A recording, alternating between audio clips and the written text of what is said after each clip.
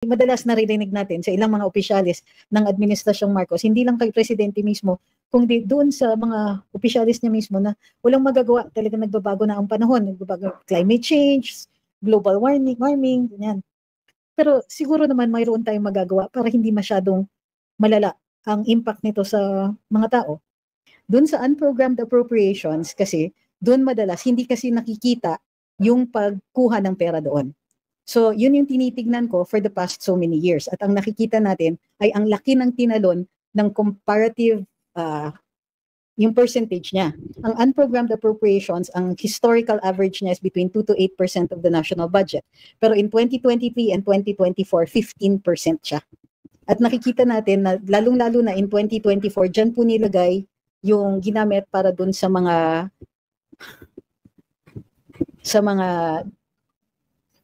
pinamigay bilang ayuda, which many of us called legitimized vote buying.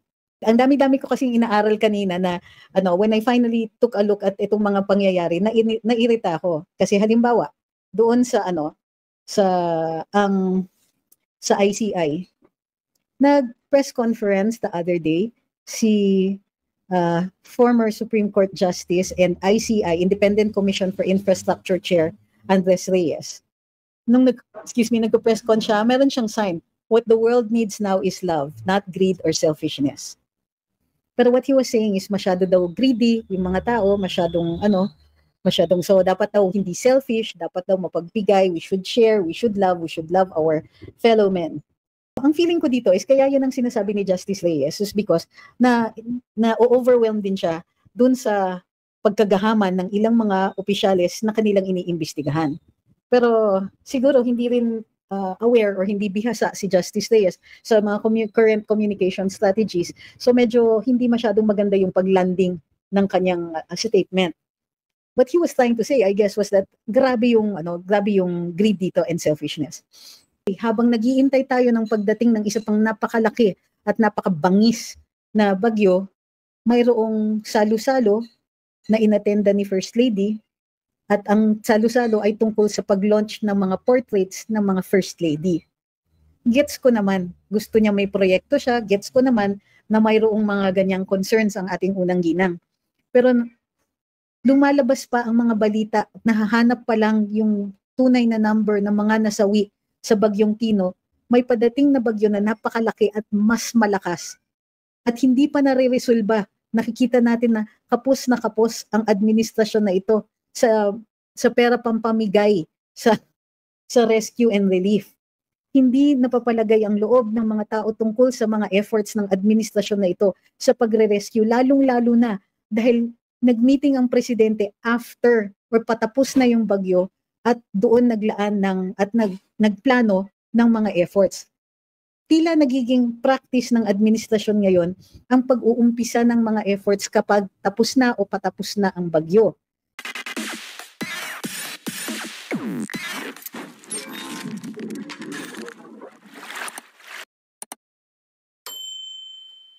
Una magpapasalamat ako sa dami ng nanonood po ng The Spokes sa amin sa Billionaire News Channel. Every day po, we're breaking new records sa dami po ng live views as well as sa dami po ng nanonood on the replay.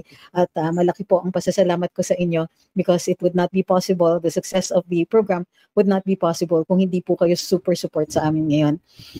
Lalong-lalo na sa panahon ngayon na nararamdaman yung lumalaking galit ng mga ordinaryong mamamayan pagdating sa mga issue, sa kontrobersiya ng flood control. Pero it's more than flood control now. Naririnig na rin natin ang mga hinanaing na ibang mga mamamayan at it's beyond. It's not just flood control anymore. Sa kasamaang palad din ng administrasyon na ito, nakakailang bagyo ang humahagupit sa atin at lalong-lalo na ang Bagyong Tino. Mahigit pa sa 100 po ang nare-record na po na namatay resulta ng bagyo. Marami doon sa mga yon, mga bata, mga babies. Kasi muli, parang dumami na naman, malaki ang tubig. Malaki ang hindi po nagbabago ang panahon. Madalas naririnig natin sa ilang mga opisyalis ng Administrasyong Marcos, hindi lang kay Presidente mismo, kundi doon sa mga opisyalis niya mismo na walang magagawa. Talagang nagbabago na ang panahon. Nagbabago climate change, global warming, ganyan. Pero siguro naman mayroon tayong magagawa para hindi masyadong malala ang impact nito sa mga tao.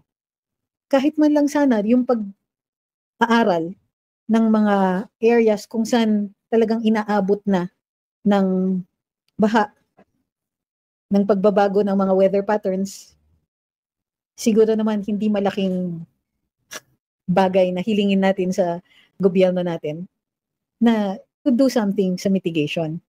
So, yun nga, at ulmili, sa kasamaang palad, nangyayari itong mga pagsisiwalat ng mga issues sa pagnanakaw ng pondo ng gobyerno, lalong-lalo na sa mga proyekto na ginagamit para yung mga proyektong pang-justify ng pagnanakaw ay yun po ang pinagdidiskitahan ngayon. Gusto kong hindi po talaga ang totoo niyan, the way I see it, ang laki kasi inaaral ko yung pattern ng administrasyon na ito. Halimbawa, yung paggamit ng unprogrammed appropriations. Alam niyo ba na noong panahon ni Duterte, kung nawala yung figures ko, sandali lang po. Percentage, sandali lang po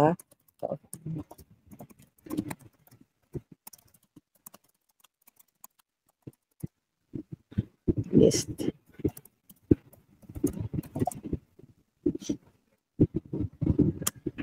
Um, 2016 to 2025.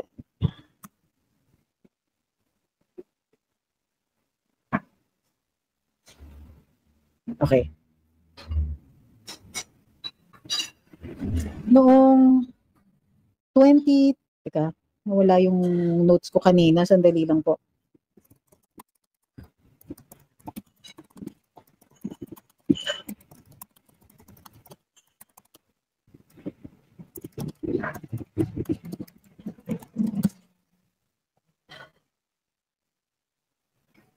Yan.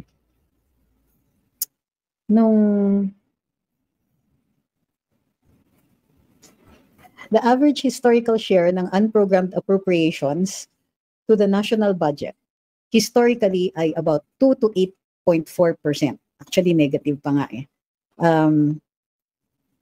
So 2 to 8%. It was consistent during the Aquino administration, ganon, 2 to 8%. During the Duterte administration, 2016 to 2022, it has been more like between 2 and 5%. So, however, biglang nag-increase yan in 2023 under the Marcos administration, biglang tumalon to about 15%, between 11.2% to 15%. Tumaas din na naman noong 2024, another 15%. Pero bumaba to about 2% uli, 2.8% in 2025. Bakit natin pinag-uusapan ang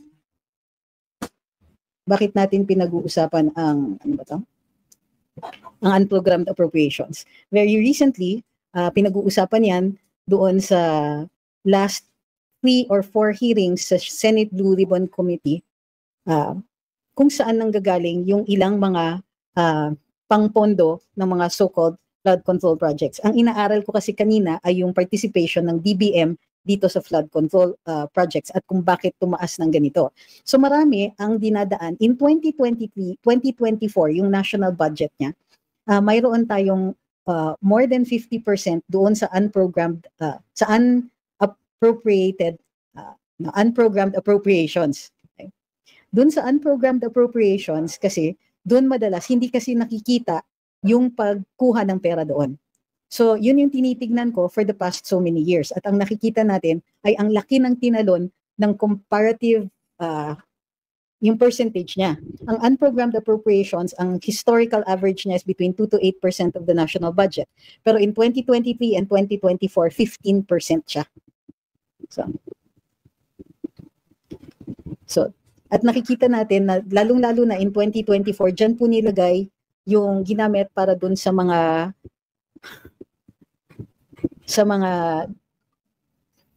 pinamigay bilang ayuda, which many of us called legitimized vote buying. So bakit? Ang dami-dami ko kasing inaaral kanina na when I finally took a look at itong mga pangyayari, nairita ako. Kasi halimbawa, doon sa sa ICI, nag-press conference the other day si former Supreme Court Justice and ICI, Independent Commission for Infrastructure Chair, Andres Reyes. Nung nagpo-press con siya, meron siyang sign, what the world needs now is love, not greed or selfishness. So, bakit, di ba, parang medyo off. Bakit ganon? Feeling ko kakanta na si Justice. Pero what he was saying is masyado daw greedy yung mga tao, masyadong so dapat daw hindi selfish, dapat daw mapagbigay, we should share, we should love our fellow men. Tapos of course pinag-usapan rin yung mga later na yung iba. Ang hirap talagang dito, hindi ko ipapatayin ko muna yung comments. Ay, not papatayin pero tatanggalin ko muna kasi nakaka-distract talaga yung ibang comments dito. So ang feeling ko dito is kaya yan ang sinasabi ni Justice Reyes is because na overwhelmed din siya dun sa pagkagahaman ng ilang mga opisyales na kanilang iniimbestigahan. Pero siguro hindi rin aware or hindi bihasa si Justice Reyes sa mga current communication strategies. So medyo hindi masyadong maganda yung paglanding ng kanyang statement. What he was trying to say, I guess, was that grabe yung greed dito and selfishness. And yes, we get that, we understand. As we were looking at his statement, syempre kahapon or kagabi, pumasok yung post ni Team Yap sa Instagram tungkol dun sa ina-attenda nilang party that was happening at that time or yesterday. Habang nag-iintay tayo ng pagdating ng isa pang napakalaki at napakabangis na bagyo, mayroong salo-salo na inattenda ni First Lady. At ang salo-salo ay tungkol sa pag-launch ng mga portraits ng mga First Lady. Gets ko naman, gusto niya may proyekto siya, gets ko naman na mayroong mga ganyang concerns ang ating unang ginang. Pero lumalabas pa ang mga balita, nahahanap pa lang yung tunay na number ng mga nasawi sa Bagyong Tino, may padating na bagyo na napakalaki at mas malakas. At hindi pa nare-resolba, nakikita natin na kapos ang administrasyon na ito sa pera pampamigay sa rescue and relief. Hindi napapalagay ang loob ng mga tao tungkol sa mga efforts ng administrasyon na ito sa pagre-rescue, lalong-lalo na dahil nag-meeting ang presidente after or patapos na yung bagyo at doon naglaan nagplano ng mga efforts. Tila nagiging practice ng administrasyon ngayon ang pag-uumpisa ng mga efforts kapag tapos na o patapos na ang bagyo. Sinabi ni Pangulo ito a few typhoons back na wala naman daw magagawa habang humahagupit ang bagyo. Ngunit hindi mawawala sa ating memorya, sa ating pag-aalala na malalakas din naman ang bagyo in the previous administration. Pero nung panahon na yon, kitang-kita natin at parati nating pinasasalamatan ng lubos ang Coast Guard dahil lumalabas sila kahit sa kasagsagan ng bagyo. Dahil yan ang panahon na marami talaga ang masasawi. Hindi tayo mag-iintay na malumipas ang bagyo as long as kinakaya ng mga rescuers. Hindi nakaka-inspire ng confidence ang galawan ng Pangulo. At bukod sa humahagupit ang bagyo, humahagupit din ang kontrobersiya sa flood control. Actually, hindi na nga sa flood control, kundi sa korupsyon sa gobyerno.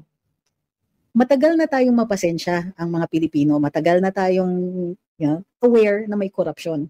Pero ito pa lang yata ang panahon na kahit binabalita na ang kasamaan, ang pagkagahaman, ang halos harap-harapang pagnanakaw sa atin, yung katapangan ng ilang mga taong naaakusahan na o napaghahalataan na sa kanilang ginagawa, maging sa pagtatakip sa isa't isa, sa mga ginagawa ng isa't isa, o sa pagtatakip sa sarili nilang gawain.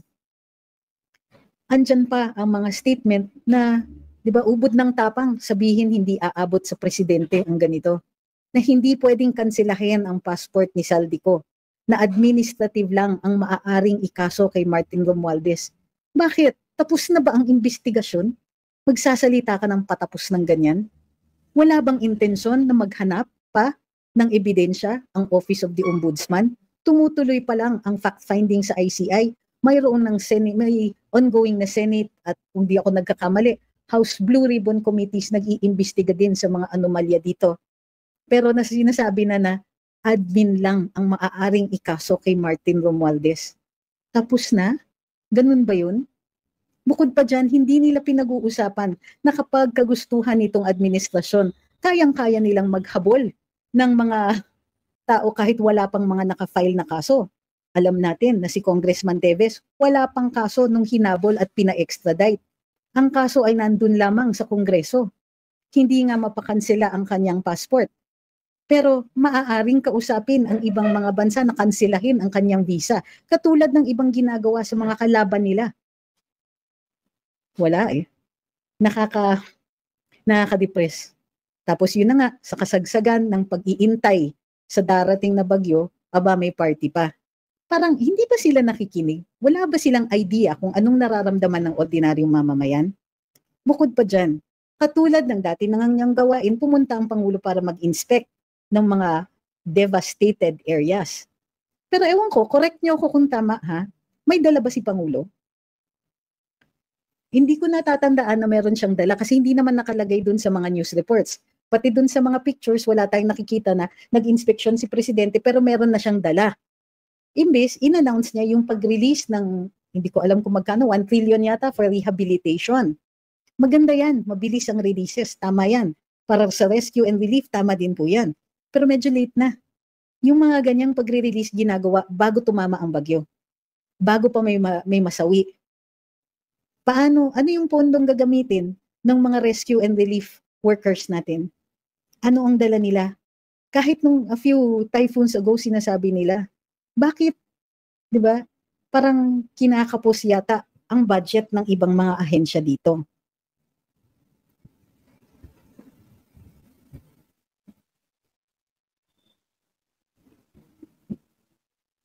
So, parang parang ang hirap, parang ang feeling ko, babalik ko yung tanong niya hindi ba kayo nahihiya?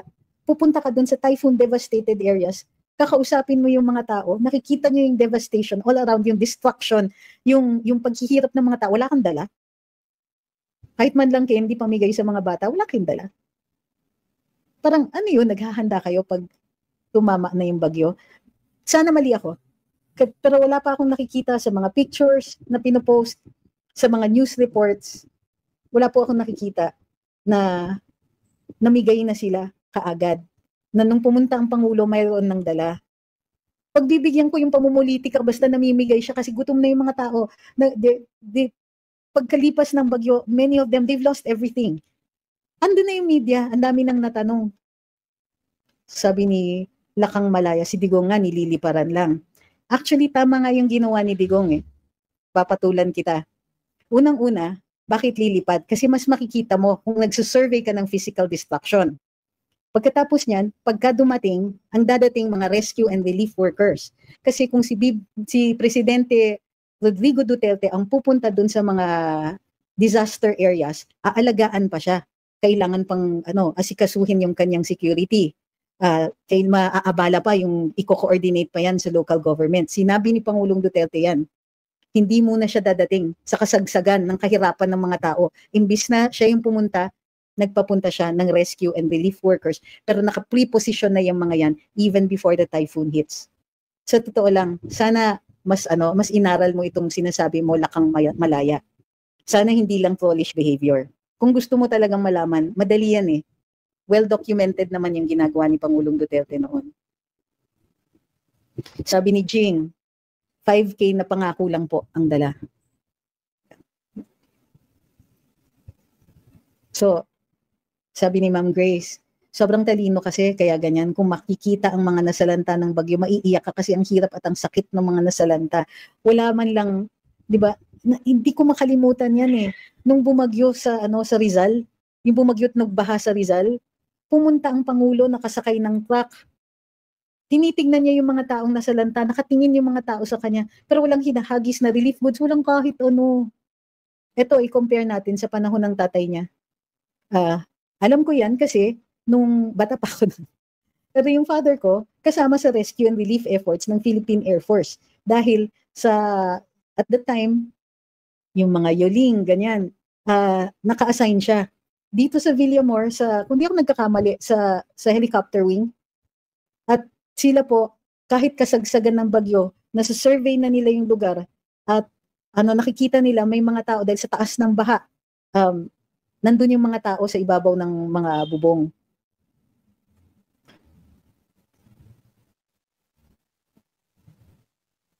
Sabi ni Ambi, Armed Forces of Vietnam pre-positioned 250,000 personnel before Typhoon Tino. Armed Forces of the Philippines before and after Typhoon Tino fight and hold for 30 days and wait for US reinforcement. Sabi ni Rome, sana maghanda sila ng malalaking rubber boat pang sundo sa mga natrap sa kanilang mga bubungan ng kanilang kabahayan. I think alam naman po ng Coast Guard kung anong kailangan gawin. Pero kung mayroong kasing problema, hindi yan magsasalita.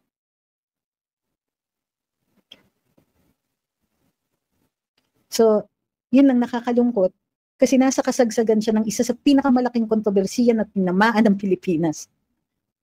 Sa kasamaang palad, flood control pa talaga ang issue. At ilang beses na tayong tinatamad. Tinatamaan. Ano bang sinabi ko? Ilang beses na tayong tinatamaan.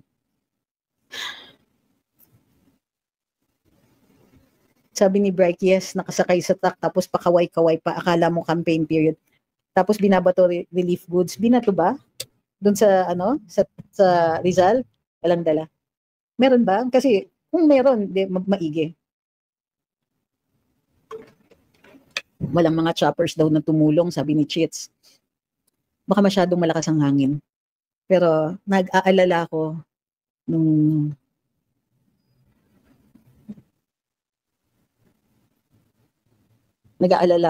dun sa Tagal. Ito nga kahit yung ibang mga dating military sinasabi nila.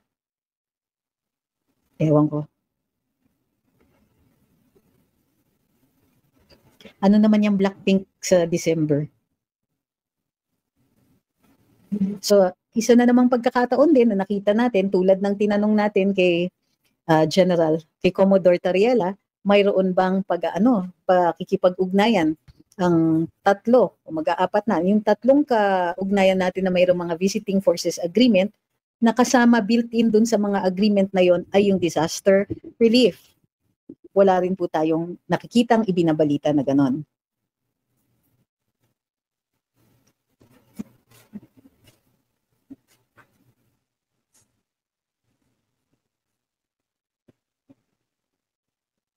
Sabi ni Ma'am Maria, I saw sa YouTube earlier a couple on top of the roof. The husband was trying to resuscitate his wife who seemed already... Ay, nako. Sabi ni Boogie Bok, EDCA sites merong based sa Cebu.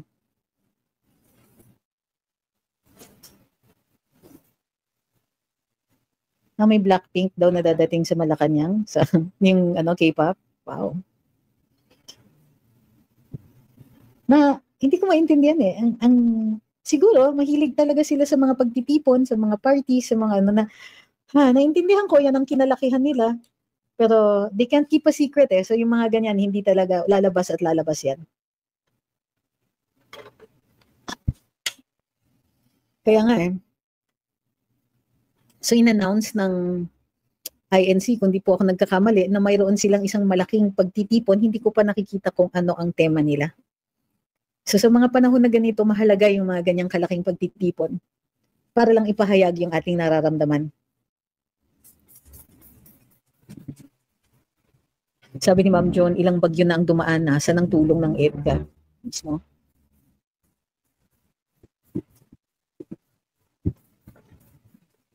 Parang, ang weird lang, hindi ko lang talaga naiintindihan na yung mga ganon, na hindi pa nga tapos yung rescue and relief sa Cebu. Tapos naghahanap na sila ng ipang babarog sa Davao na supposedly meron daw nasira na isang flood control project. Ang laki-laki ng proyekto, wala pang 1% nung natibag galit na sila kasi ilang buwan lang daw na nung napatayo ay nasira na agad. Teka muna, hindi pa nila alam ang dahilan kung bakit nasira.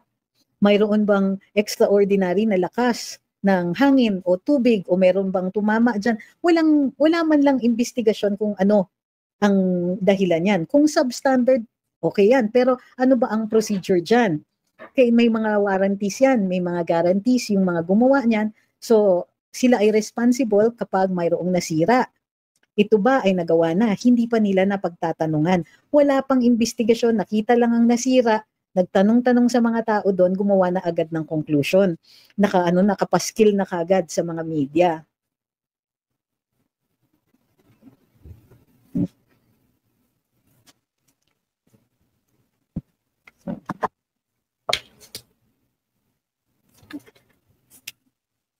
Ang nakikita natin dito, ito lang ito ang nakikita kong naipapahayag na.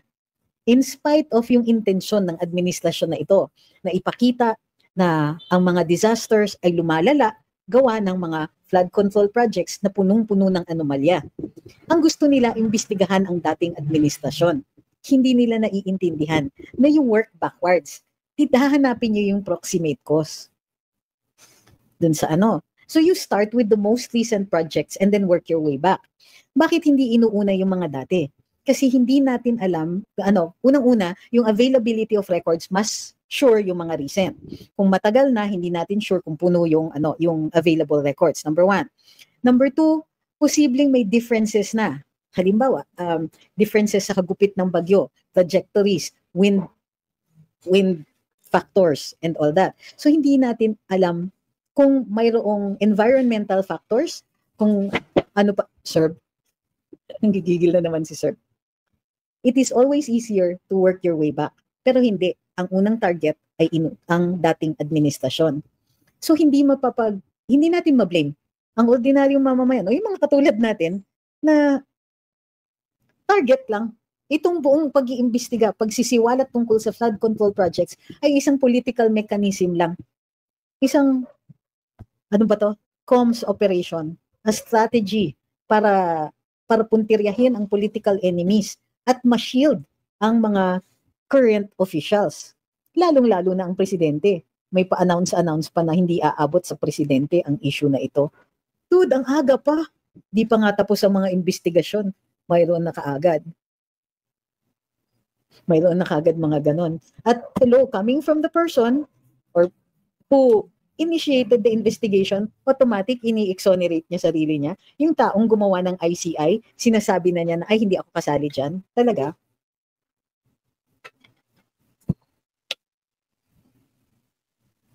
Hindi rin mawawala sa ating iniisip. Yun nga, yung shielding. Targeting political enemies and shielding themselves. Muli, hindi pa tapos ang investigasyon, sasabihin nila na hanggang admin case lang daw kay Speaker Martin Romualdez. Sasabihin nila walang paraan para mapauwi si Saldico? Wala ba sa kanilang magsusumikap ng ganon? At wala bang nagtuturo sa kanila na may internet na po ngayon, ang dali mag-research? Gusto pa nila puntiryahin ang Dolomite Beach. Bakit? Anong kinalaman nito? Ang flooding ba ay resulta ng Dolomite Beach? Parang hindi yata kakayanin. It strains credulity.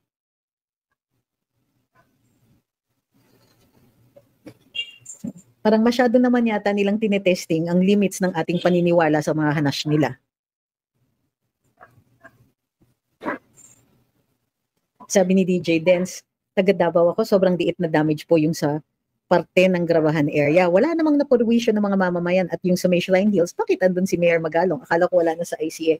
Actually, hindi pa nga ini-explain ni Mayor Benji kung bakit kasama pa rin siya. Pero ang pagkaintindi ko ay itinalaga siya, base dun sa search ko, itinalaga nga siya na consultant, hindi naman niya tinanggihan yun. So,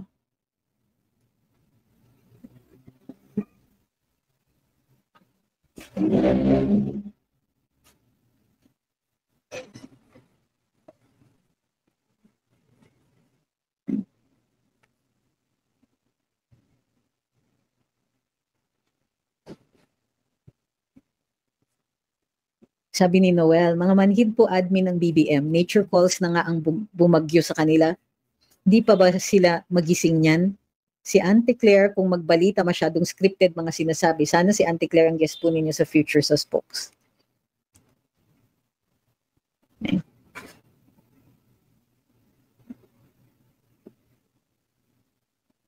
Sabi ni MJ Ipolio Baluyo, nakakatawa lang na tinatry nilang i-die down ng issues of flood control, pero patuloy naman silang sinasalungat ng panahon. So, maraming salamat kay Ma'am Gracia, kay Danilo Futalan, kay Chris Cyrene, kay Casey, kay Ibor, kay sino pa ba? Kay Davao Updates, kay Len lang. Sabi ni Pasadol, nagtatapal na lang siya ng pera para pagtakpan ang pagiging incompetent niya. Ang ginagawa actually ng presidente is puro comms strategies. Strategy, no? Usually, pag strategy yan, ako ina-assume ko na matalino, pero hindi eh. Alam nyo, pag dapat nga masabihan yung press secretary niya na it's not working. Unang-una, hindi humuhupa ang galit ng mga tao. Pangalawa, hindi na di-distract. Lahat ng bagay iniuuwi at iniuuwi sa incompetence ng administrasyon na ito.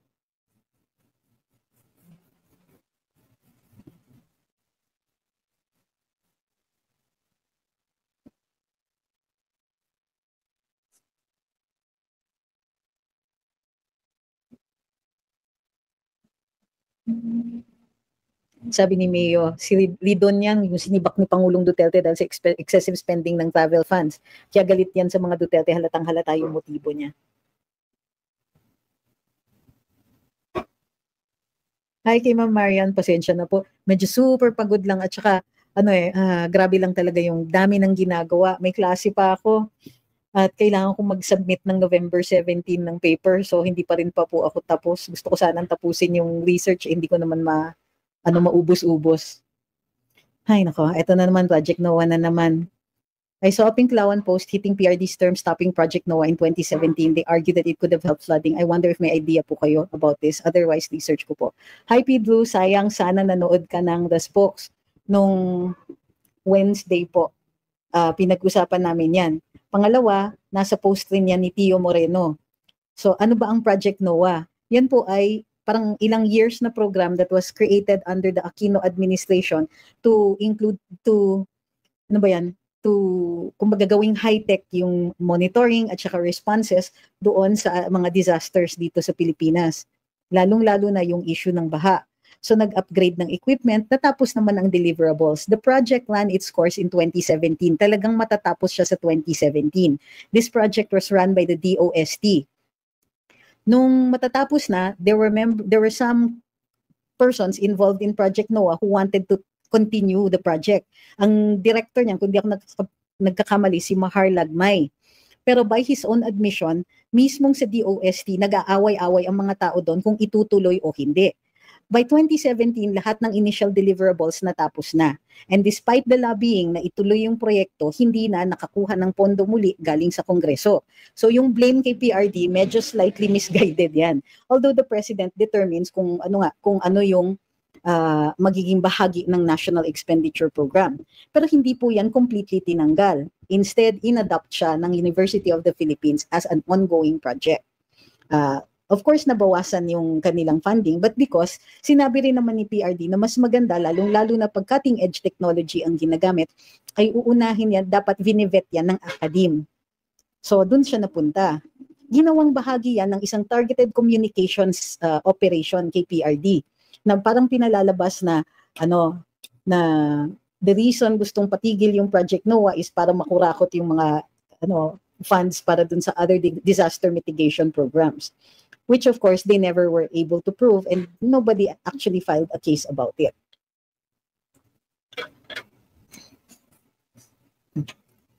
So, hindi yan totoo at nag-a-attempt lang ang mga Pinklawan dahil it's taken, matagal na yan.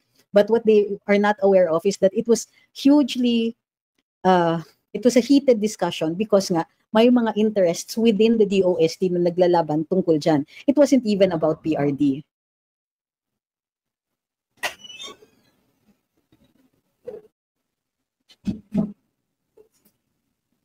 Alam mo, Rick Sanchez, ako hindi ako sang-ayon kaya hindi ko pinopost yung yung comment.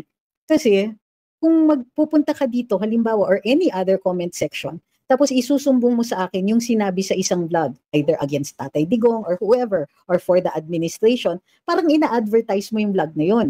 Nire-rage baiting mo yata kami, magagalit kami dito sa vlog ni Katunying, tapos pupuntahan, tapos ibaba siya, but in the meantime, yung algorithm niya, magbe-benefit yung kanyang vlog kasi mapipitik yung algorithm niya. So, sorry po, hindi ko papatulan yung mga ganyan. And it really comes across as advertising another vlog. Dito pa talaga, sana pasintabi muna na meron kayong i-advertise. Sabi ni Shishi, di ko na-get saan pinulot ni Auntie Claire yung reasoning niya na hindi need ng foreign assistance sa mga nasalanta ng bagyo. Paano ba naman bibenta yung bigas at mukha pa talaga ni PBBM ang nakadimit? Kala naman nila sa kanila yung pera doon. Alam naman na wala na nga naisalba yung mga nasalanta, ibibenta pa yung bigas. Samantalang yung kampanya, grabe yung pamimigay nila para makakuha ng boto. Ang tatalino talaga ng nasa admin.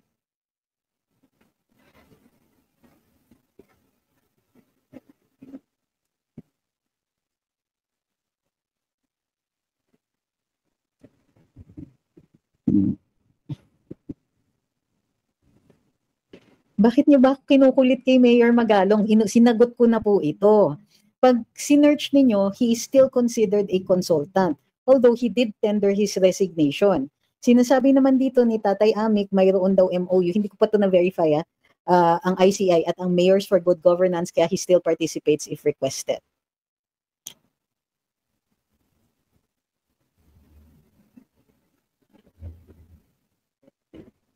Sabi ni Lalabel, kahit ano pang strategy sa comms, it all boils down to the incompetence of this president and this administration. Actually, alam nyo, hindi sa akin, it's of course given yung incompetence. Pero kasi wala silang good faith. Hindi sila nandyan para magserbisyo sa mga tao. Yung serbisyo, pakitang tao for political ends. Hindi sila nandyan na nakaupo because they want to serve the people. Nakaupo sila dahil gusto nilang tumagal. Kaya yung gusto nilang, yung kanilang mga actions are, ang aim niya is political pogi points. Hindi talaga for serving or helping the people para maiangat ang buhay ng mga kababayan natin. Kaya nakikita, kaya nagfe-fail sila. They are always, sumasablay. At hindi naniniwala. Meron pa bang naniniwala na, one, hindi aabutin kay Pangulo? Two, na talagang nag-iimbestiga sila o ginigatekeep, pinoprotektahan nila yung mga kakampi nila.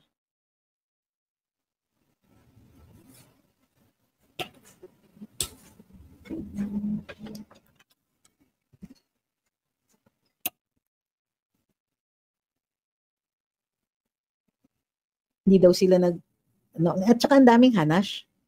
Puro ang nakikita nga natin ay puro depensa na. Nagiging defensive ng administrasyon na nakaabang sa mga kritisismo kasi totoo naman, you would not be worried about criticism if you are in good faith. Kung sincere ka dun sa inyong pagsiservisyo. Anong sincerity sa pagsiservisyo o paglilikas ng mga tao kung nakikita ninyo na imbis na concern sa paghahanda sa mga nasalanta, concerned ka sa paghahanda sa iyong mga bisita doon sa iyong maliit na party o malaking party, di ko alam, tungkol sa portraits ng first ladies. Tama.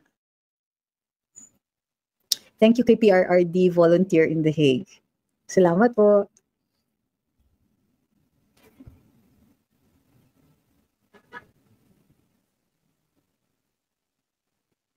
Sabi ni JC, kung si Mar ang ungas sa gitna ng sakuna, si BBM naman ang negosyante na nagtitinda ng 20 pesos na bigas sa gitna ng sakuna.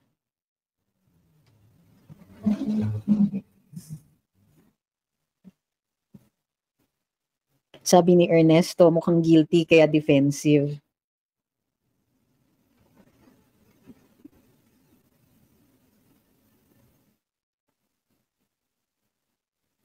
So, imbis na kaya nga ang nakakairita lang para sa akin, uy, thank you kay Miss Mocha Princess.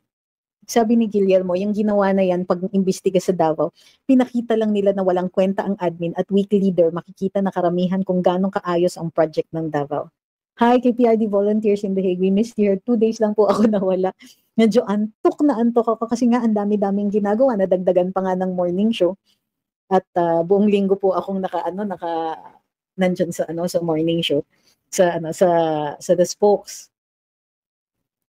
So para dun sa mga nakapansin, ang co-host ko kanina was Mike Defensor, who was de facto spokesman for GMA nung Pangulo nga, si Gloria Arroyo.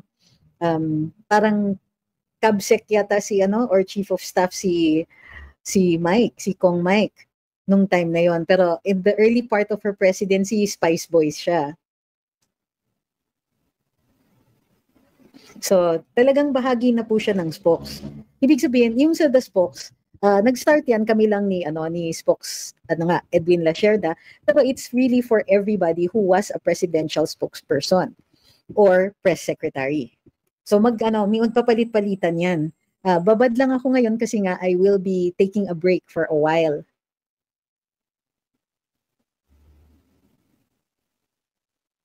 Sabi ni Ma'am Maria, sana Blackpink will cancel this so-called Christmas party kasi pera naman natin ibabayad. So totoo lang, why will you expect them to do that? Unang-una, hindi naman sila bihasa sa politika natin. Pangalawa, it is simply transactional on their part. Baka nga may mga provisions dun sa kanilang baka may provisions sa kanilang kontrata tungkol sa cancellation. So it is not fair na i-expect natin yung pang mga dayuhan na na sila pa yung magkukusa. Parang hindi, 'di ba? Anong alam naman nila sa ating politika? Ang dapat niyan talaga ay yung Pangulo o kung sino mang government official or nagmamagaling o nagmamaganda na magpa-Christmas party pa na ganyang ka-decadent.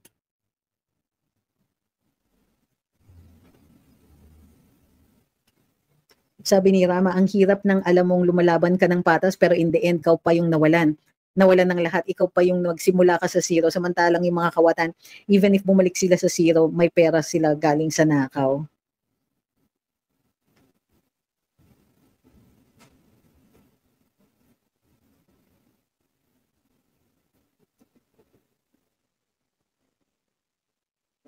Thank you KPRD volunteer in The Hague. Hi kay Attorney Martin, hi kay Bong. Sabi niya, anong gagawin sa rally kung peace rally lang, pagtatawanan ang nagrarally? I'm sorry, I disagree with you. Bakit? Ang 1986 ba, may karahasan doon? Peace rally nga yun, di ba? Do you know how it works ba?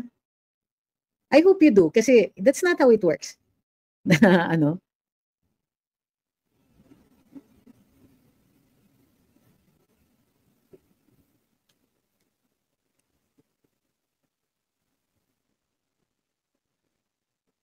Sabi ni Matilda, they're barking at his lifting of the mining ban. 2019 yung lifting, di ba? 2019, 2020. Kung di po ako nagkakamali. O bakit ni-lift yan? Kasi padating na ang pandemya. Pandemya na yun pala. Pandemya na yun. Saan tayo kukuha o huhugot ng ng pera? Naitawid nga niya yung Teka, who says that the mining ban is a good thing? At alam ba nila kung ano yung mining ban na yon? Okay, explain ko yung mining ban. Yung mining ban was a ban on new contracts. So, ibig sabihin, may mining pa rin. Hindi tumigil yung mga nagmamine. Yung mga sinuspindi ni Secretary Gina Lopez na reverse kasi hindi siya nag-comply doon sa mga requirements for suspension. Kaya na-reverse yung kanyang decision suspending those companies at nakapagpatuloy sila. Bakit nagkaroon ng ban on new mining contracts? Ang totoo niyan, dapat binan ni Pinoy lahat ng mining na hindi compliant. Yun po yung tinarget ni Ms. Gina Lopez. So, ano yung kinababahala nila na nilift yung mining ban? Nung compliant na lahat ng mga nasuspindi ni Gina Lopez, na ibalik na sila. And therefore, since compliant na lahat ng nung mga yon, pwede na silang magtanggap ng new contracts kasi nagko-comply na yung mga may existent na contracts. Nung pagpasok ng mga bago, matututukan yung mga yon. Di ko alam kung bakit sinasabi nila that it was a bad thing.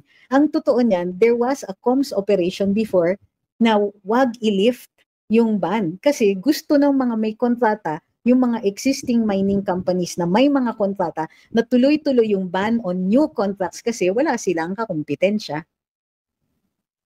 Nasusolo nila yung mga kontrata.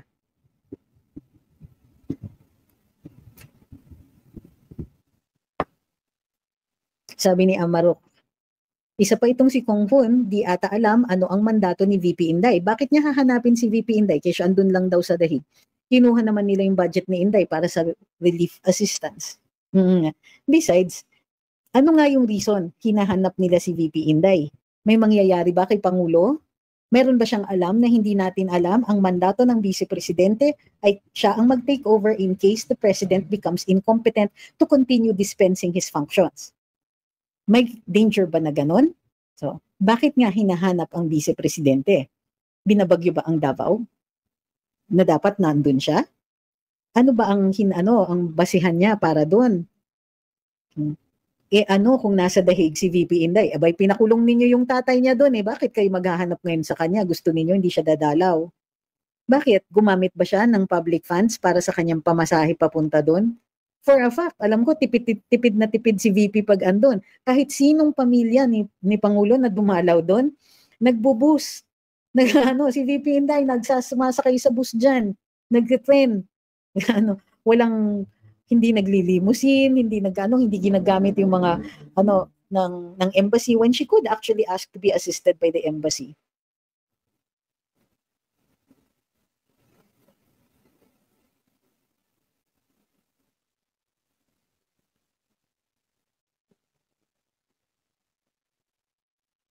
Sabi nila yung mga taong namatay na wala ng tirahan ng nganibang buhay dahil sa pagnanakaw sa flood control.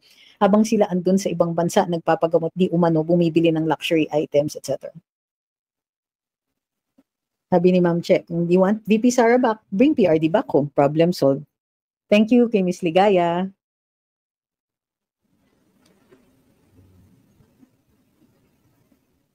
Sabi ni Ambi, pinag-iinitan yung Dolomite samantalang si Yorme already declared there's no connection with the Manila flooding. It was the people of Manila who are making the flooding from the basura.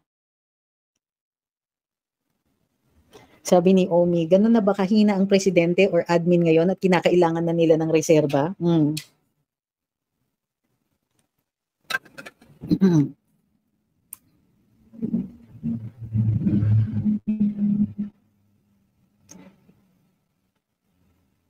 Sabi ni Ponyos, legal remedy is not always the cure. Di ba kayo nagagalit sa nangyayari na mamatayan na tayo mga middle class, isang bagyo bagsak? Peaceful remedy is also not always the cure. Alam mo, Ponyos, naintindihan ko kung bakit nagsasalita ka ng ganyan.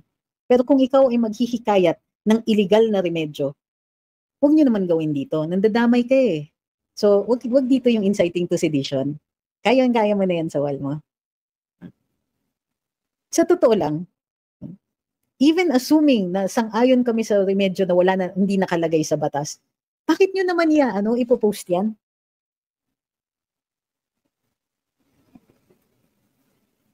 Sabi ni Jean, a little observation on the spoke. Seems like Attorney Lasherda enjoys listening to his own voice and ending everything conversation with his point of view. It's quite annoying po, honestly.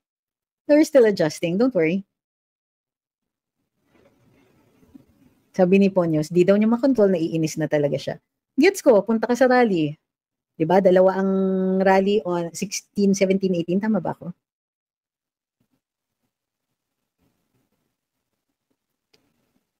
Sabi ni Rama, baka gusto nila saluhin ni VP yung ulan at baha.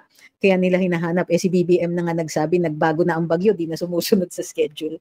Hindi lang yun. Sige, pinakulong ang tatay, ayaw nila namang umaalis si VP para bisitahin. Binawasan ng ang budget. So, hindi rin siya masyadong dun sa, she does what she can, di ba? Pero hindi ganun kalaganap yung kanyang rescue and relief efforts. So, basically, what they want VP Inday is to not do anything. They want her to stay in one place. Kasi hanap sila ng hanap eh. Gusto nila, nandun lang siya sa isang lugar. Kung saan nila iniwan, dapat nandun lang siya. Which is, by any standards, unreasonable.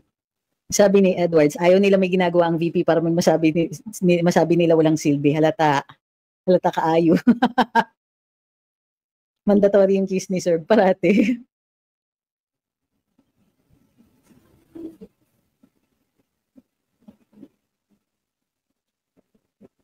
Sabi ni Bright, ang OVP, kahit wala si VP Sara, ang galing ng response. Samantalang yung OP, ang sablay na nga sila, tapos ang sinisisi past admin. Oo nga eh.